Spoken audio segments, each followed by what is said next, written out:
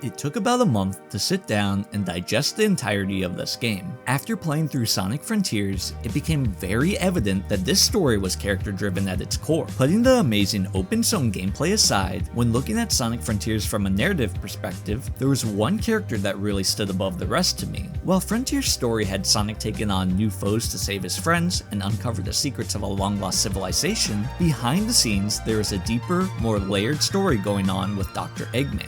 And despite his screen time being somewhat limited, I do find it fitting that the game both begins and ends with him. So before I get too far ahead of myself, this is why Dr. Eggman is the most interesting character in Sonic Frontiers.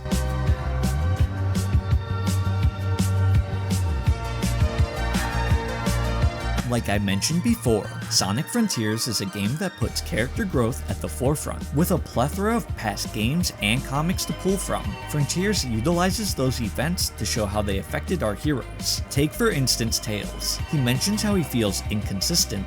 During the events of Forces, he felt vulnerable and scared without Sonic, but in Adventure 1 and Lost World, he was a big factor in saving the day. In Frontiers, Sonic's dialogue with Tails is about him regaining his confidence and being able to realize that he can do things on his own without Sonic. Each character has this type of conversation with Sonic pertaining to their own struggles within, on separate islands throughout the game. However, there is one character that you have these conversations with that is amongst every island that you arrive at. This character is Sage, Eggman's newest creation who is meant to be his most capable AI. In the prequel comics right before the events of Frontiers, Eggman lists off his frustrations with Orbot and Cubot, saying that by giving them lifelike personalities, they have only frustrated him when all he wants is a creation of his that he can take pride in.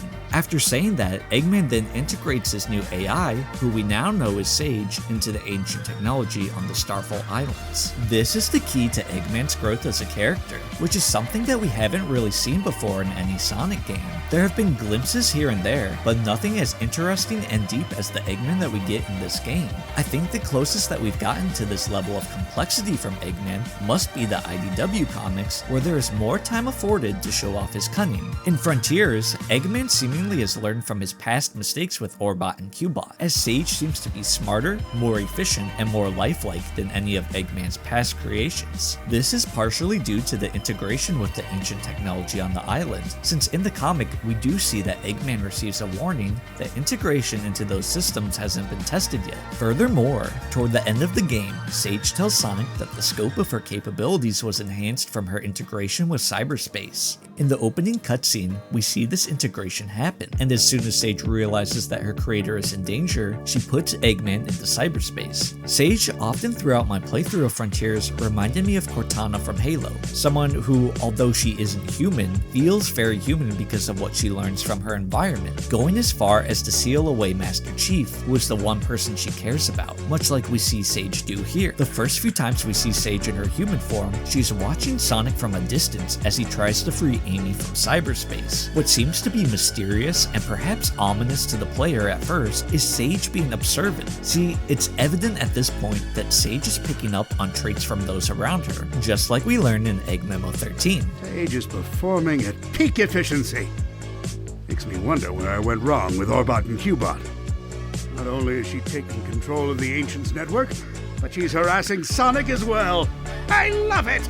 In this instance, Sage learns what makes Eggman happy. Just like a child keys in on their environment and throughout adolescence will develop traits based on those experiences. However, in the case of Sage, this is happening at a rapid rate due to her having machine learning coded in her system. Sage isn't only learning from Eggman though, just like a child won't only learn about the world from their parents. You're often influenced by your friends or media that you watch. In the case of Sage, as she watches Sonic to make sure he doesn't free anyone from cyberspace, she picks up on his kindness and willingness to help others. Through watching Sonic interact with Amy, Sage even begins to understand what love is, something that throughout tons of media has always been hard for artificial intelligence to grasp. Sage is the key to opening up Eggman as a character. For years in Sonic media, he has been nothing more than a bad guy focused on world domination by means of over-the-top schemes, only to be undermined and ridiculed by his rival Sonic, which is truly a shame because while I don't mind a lot of the humor that comes with Dr. Eggman as a character, I feel as though Sonic Adventure 2 set up his character to be explored much deeper and taken a bit less lightly. I mean, after all, Eggman is the smartest man on the planet. He's the Sonic universe's equivalent of Dr. Doom. He has such a dark family history and a mind that is only rivaled by Tails. But for years we've been getting jokes like this. Hey! I've been looking for you, Baldy McNosehair! Who are your friends? You don't want to be like this. This is disgusting. This is awful in every way. If I could kill it, I would. But I legally can't. But I've considered it. But what the writers did so brilliantly with his character here in Frontiers is they gave him something to care about, or rather, someone to care about. Throughout the course of Sonic Frontiers, we see Eggman start to show signs of emotion as Sage becomes less of a creation to him and more of a daughter. This is a more vulnerable Eggman. Not as in weak, but rather he can't just rely on his own genius this time around. Being stuck in cyberspace for the majority of the game, Eggman must come to terms with the fact that his life is in Sage's hands. From before his time in cyberspace, and from what we hear in his first Egg memo, Eggman doesn't call Sage by her name, instead referring to her as his AI. However, the further we get into the game, the more noticeable it is that Eggman has become attached to her as he begins to call her Sage.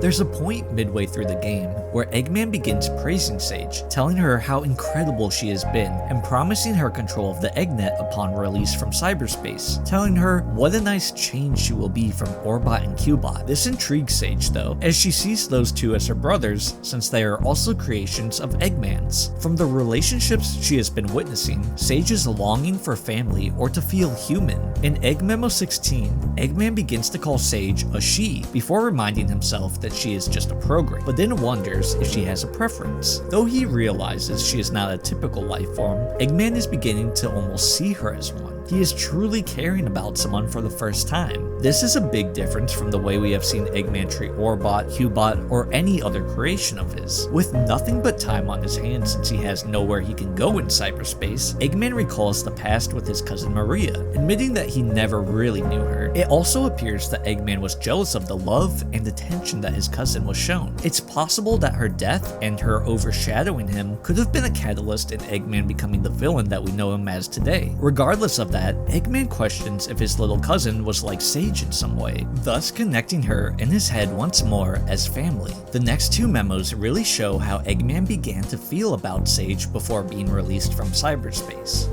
Sage told the funniest joke during her report. How fast can Sonic screw things up?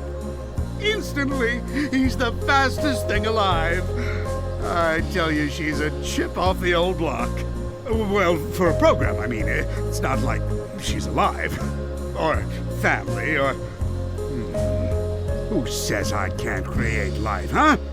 Just a bunch of proteins bumping together, anyone can do that. A true genius does it with code and electrons. And if I did create life, she would be brilliant and loyal and perfectly effective. And you know why? Because her dad is a genius, that's why.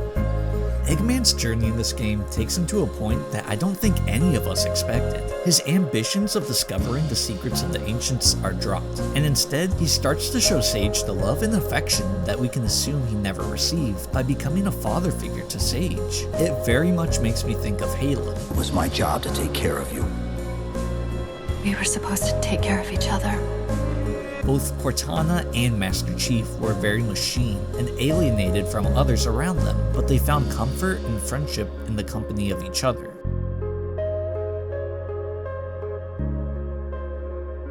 Time and time again, we've borne witness to Sonic defeating Eggman, each time coming back with a new scheme or creation to take down the blue blur. However, with every defeat that Eggman has suffered at the hands of Sonic, he has never truly lost anything. Fighting with a purpose or for someone makes a story so much more meaningful. Take for instance Spider-Man. His story really unfolds the night when he loses his Uncle Ben. It's at this point that he realizes with great power comes great responsibility, and begins fighting to protect the innocent. You might be thinking, okay, but Eggman is a villain, he fights for world domination. which is fair, but it feels so much more meaningful when there are stakes involved, even for the villain. I think a perfect, if not obvious, example of this is Thanos. While he was fighting on the wrong side, he did think he was right, even going as far as sacrificing his adopted daughter for what he believed to be the greater good. With Sage in the mix, Eggman now has someone he cares for, someone he doesn't want to lose, someone that he considers to be his daughter.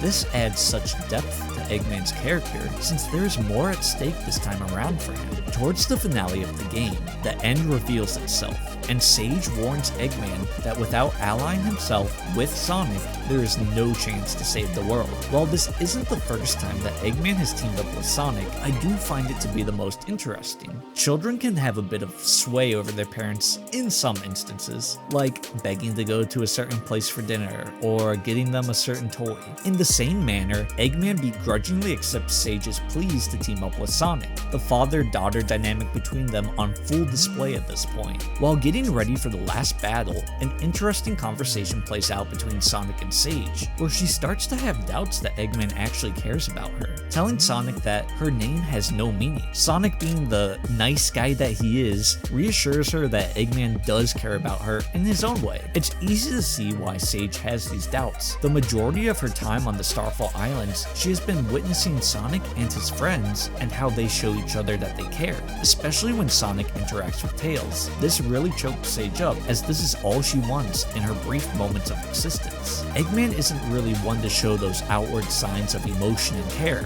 most likely because he never received them himself. But as we learn from his egg memos, he truly does care, despite how hard it might be for him to express it. Sage and Eggman end up retrieving the last Chaos Emerald for Sonic, in time for him to face off against the End. But upon Sonic defeating it in its Titan form, it retreated to space to gain its true form, one that not even Super Sonic would be able to defeat alone. Sage offers the only solution, since she has run the numbers many times. You can really see the range of emotion going through Eggman. His body language is that of someone who is stubborn and doesn't want to admit that they are sad or worried, but it still shows. This is the added weight that Sage gives to Eggman. His own creation that he finally connected with and saw as his daughter is the only person who can save the planet. However, she is taking an enormous risk that could cost her life. Eggman sounds almost defeated as he tells her to go and fulfill her function.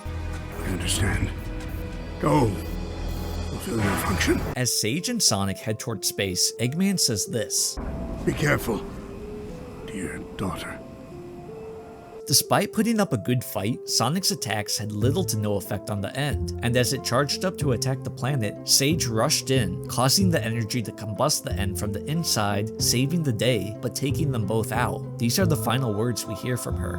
Please, look after Father. With the day saved, Sonic returns to his friends to celebrate once more before heading off to the next adventure. But then we cut to Eggman, and it's a very somber scene. He's on his knees as bits of the End race across the sky. He reaches out as if trying to reach towards his daughter before putting his head down in defeat while the camera pans out. It hits really hard knowing that the one person he cared about sacrificed herself to save him and is now seemingly gone forever. That is, however, until we reach the end of the credits and see Eggman recompiling her code.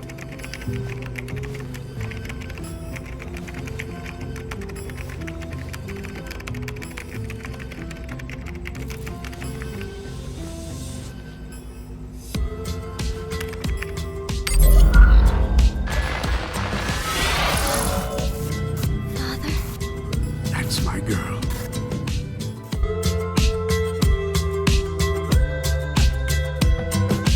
The future is looking bright for Sonic, and if we continue to head down this path of great writing, then Eggman may very well keep evolving into something more interesting. As of the date of recording this, we now also know that Frontiers will be receiving free story DLC, and I find it highly probable that we'll see a continuation of the story of Eggman and Sage in this. The way that these characters played off each other and grew in this story was done masterfully, and elevated a character that has been around as long as Sonic himself. The future of this franchise is looking bright, and I hope for one that we continue seeing this interesting dynamic between Eggman and Sage as time goes on. If you made it this far into the video, I want to thank you so much for watching. I truly hope you enjoyed it. Let me know your thoughts on Eggman and Sage in the comments. I'm reading every single comment you guys post, and with all that being said, I really wish you all the best. Peace.